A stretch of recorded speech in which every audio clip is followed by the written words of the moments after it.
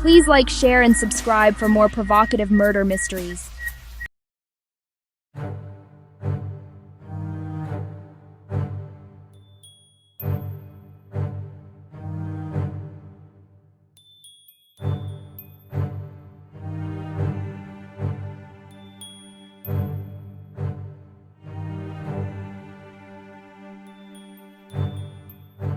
There are two John F. Kennedys.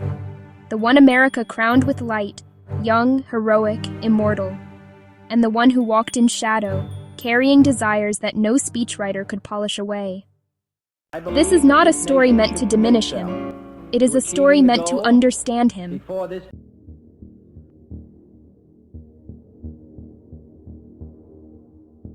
January 1961.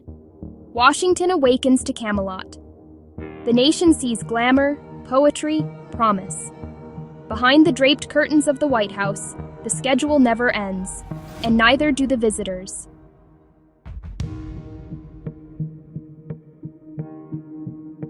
Lincoln, Kennedy's secretary, would later write, "He required constant company, political, personal, or otherwise."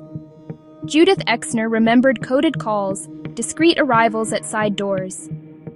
Mimi Alford, the 19-year-old intern, spoke decades later of nervous laughter in the map room and the president's effortless charm.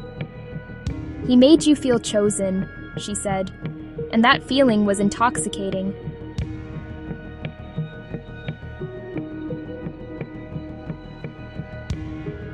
The FBI, under J. Edgar Hoover, kept quiet files labeled personal. Hoover understood leverage better than anyone.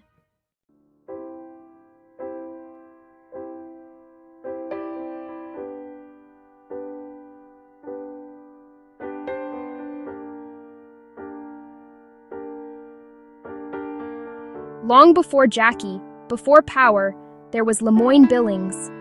Lem. At Choate they became inseparable, letters full of jokes, sketches, and plans for a life larger than the one expected of them. Through Harvard, through the Navy, through recovery from near-fatal illness, Lem was always there. During wartime hospital stays, he often slept on a cot beside Jack's bed. When Kennedy's spine failed again in the 1950s, Billings was the one reading to him, trading quips to drown the pain.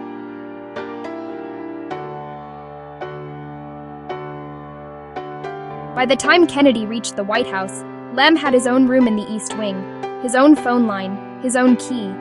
Staff called him the first friend. Jackie once told a confidant she never minded.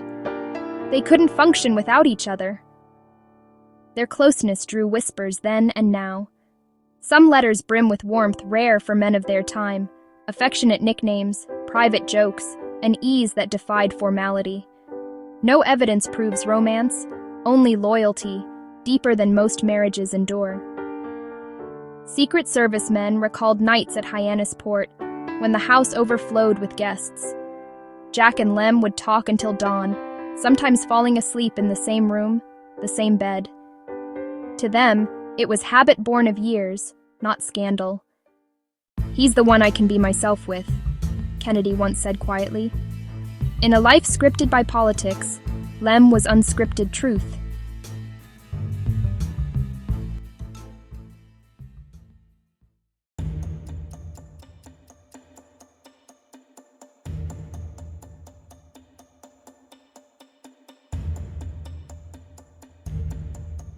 Among the constellation of women around him, none burned brighter or faster than Marilyn Monroe.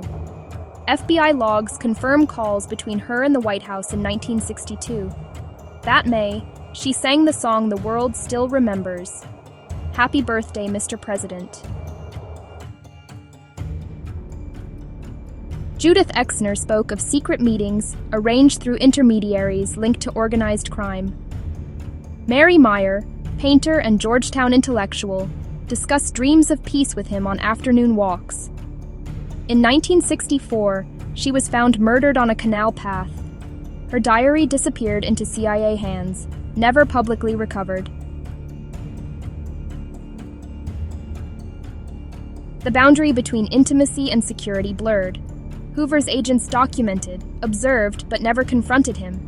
To expose the president was to wound the republic itself.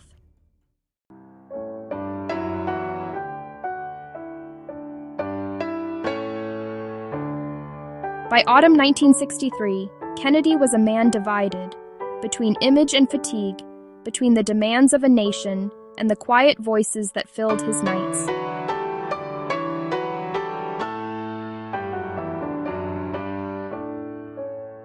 Evelyn Lincoln later wrote that he sensed time closing in. He talked about the future, she said, but there was an urgency in his voice, as though he were racing it. On a midnight flight, he turned to Lem and said, "If something happens to me, you'll look after them, won't you?" Lem nodded. They said no more.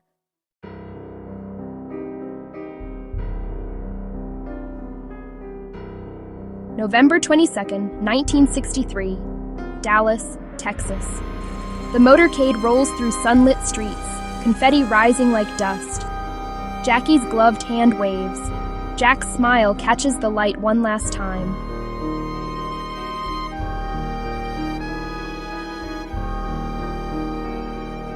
The first shot missed. The second found flesh. The third shattered history. At Parkland Hospital, doctors worked beneath fluorescent light. Lem Billings, notified hours later, flew to Washington in shock. It was as if the world had gone mute, he would tell friends.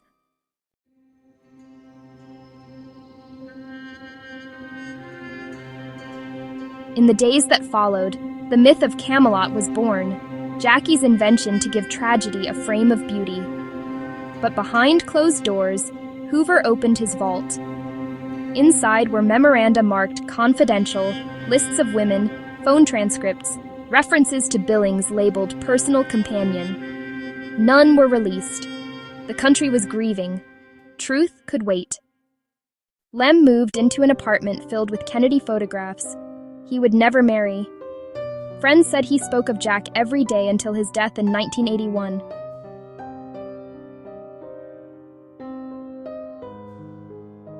"I lost the best part of myself," he once admitted.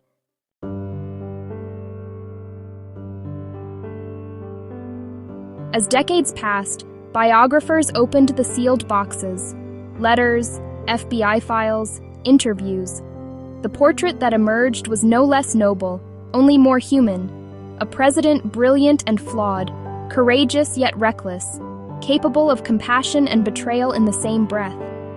Jackie's recorded conversations, released posthumously, confirmed what many suspected.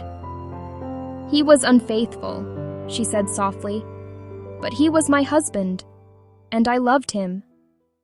The documents proved nothing about hidden romance with Lem, only devotion beyond label. Some scholars now call it a love story of friendship, the rarest kind of all.